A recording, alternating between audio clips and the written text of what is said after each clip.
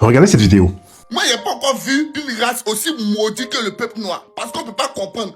Allez au Koweït, ils sont là vendre vos frères. Les Arabes, ils sont là vendre vos frères.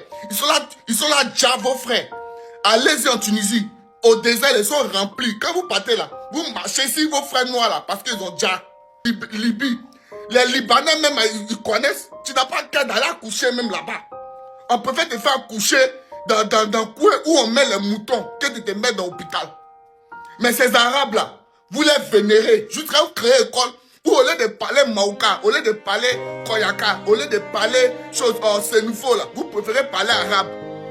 Pourquoi ne pas enseigner vos propres origines à vos enfants? On vous dit pas de ne pas enseigner ce qui est dans le Coran, mais jusqu'à prendre l'arabe, jusqu'à chanter l'hymne national d'un pays en arabe. Et puis la modifier de quoi? Et puis vous êtes là.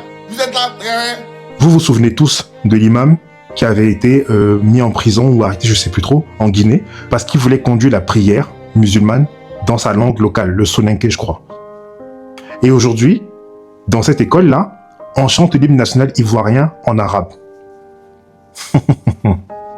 Si ce ne sont pas les croisades qui continuent, je me demande ce que c'est. On est en train de bouffer votre propre culture. On bouffe l'avenir de vos enfants juste pour de la religion. Les enfants qui devraient normalement apprendre le français parce que c'est la langue de travail de la Côte d'Ivoire, c'est la langue pour t'intégrer dans la société. Au lieu de ça, on t'apprend l'arabe. Même ton hymne national, en plus, on la modifie pour que tu parles arabe. Vous n'y voyez aucun problème. Vous êtes le problème. À un moment donné, vous qui suivez les religions, c'est vous le problème. Parce que je ne sais plus comment expliquer les choses. Pour ceux qui se posent la question, je ne suis pas islamophobe. Je suis africain. Et je suis jaloux de ma culture. C'est ça que je veux préserver. Mais vous ne comprenez pas. Les religions sont chez nous des bombes à retardement.